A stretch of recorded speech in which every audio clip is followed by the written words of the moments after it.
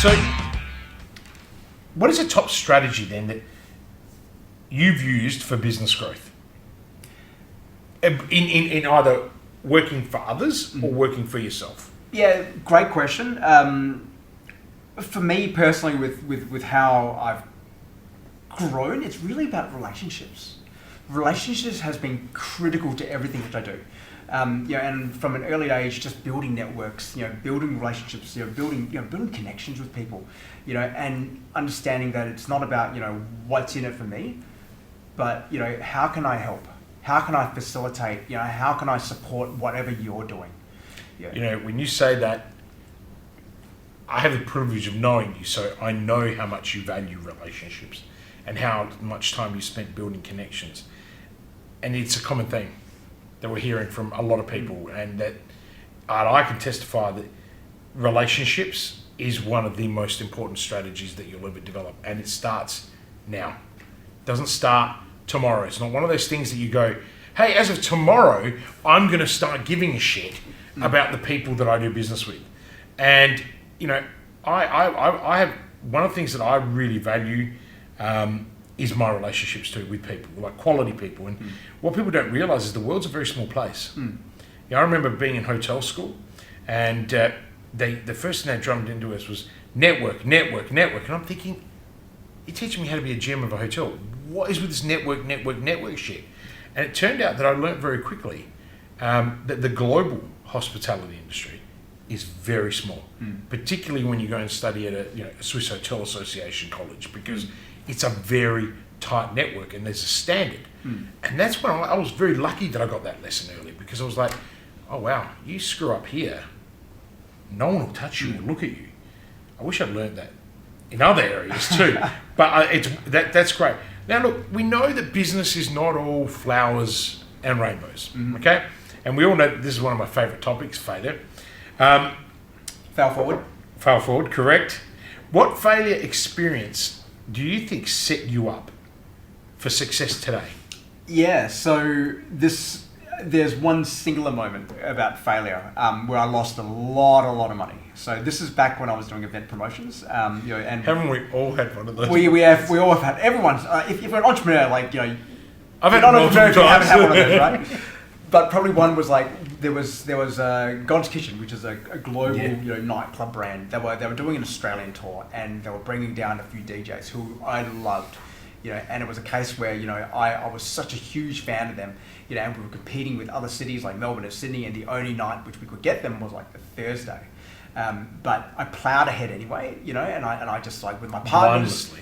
Yes, blindlessly. Okay. I just good. But I just took a very bull-headed approach to it, and just basically bludgeoned it with my partners that we were going to do this, and this is why. And I convinced them that this was a great idea. Turns out, running a night on a Thursday in Adelaide in the middle of winter, which was all heart but no head, was not a great move. So from that, we did have to lick our wounds. We lost a lot of money. I'm not going to state the sum. My partners, who, if they're listening to this, will know, and they've forgiven me now. We're still great friends, but it was still we lost a lot of money. But I went to it. I love that they forgave me. I own it. So this is my. It was my effort. Because I wanted to do this. I was so passionate about it that I let my passion cloud my judgment. And that's the learning lesson, that right? Is the learning. So many entrepreneurs, especially in startup land that we've all been involved in, you get all these people with these wonderful ideas, and they're all fueled by heart. And I have broken many hearts as an entrepreneur, where I've said to people, yeah, it's a great idea, it's all heart. And they look at you and they're like, what are you talking about? I said, there's no substance. It'll fail. And they're like, what do you mean? And they get all angry about it. And it's like, no, think about this. You actually need to think about, are you solving a massive problem? No. I said, so where do you think the money's going to come from? And the concept is the same here.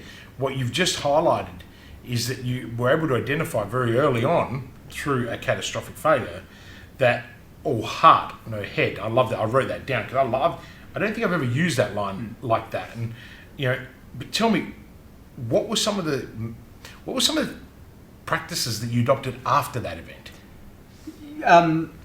asking questions, really actually doing your forecast.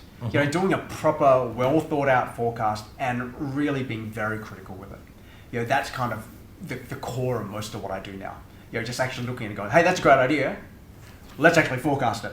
Let's actually think through all the numbers and let's interrogate the numbers.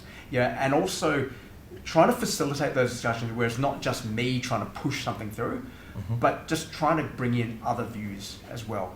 You know, I think it might be Ray Dalio who talks about triangulating. You know, yes. where you triangulate, you know, different viewpoints. You know, if you're not sure about something, find a few other voices, a few other opinions, and just understand. Like let's triangulate something and figure out, okay, am I right, or you know, how far off am I? You know, before you decide on a course of action. You know, rather than just going, this is it, or you know, only getting another voice which you know is going to be like yours, and actively seeking out those contrarians. You know, actively seeking out people who are not going to agree with you, who you know may not agree with you. Amazing. That's actually a wonderful learning lesson. I'm really glad you shared that with us. It's also very hard to share failure, particularly when you leave yourself so vulnerable. But I'm glad that they've forgiven you. And it's funny, I actually didn't know that story.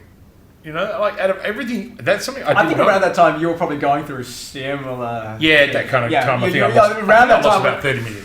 Yeah, I think around the time we were both going, like, mine was nowhere near your scope, but I remember just like having to cap in hand go to my folks and just say, I need to. Yeah, no, I couldn't go anywhere, and I managed to pay it all back. But yeah, no, I remember sleeping in my car for.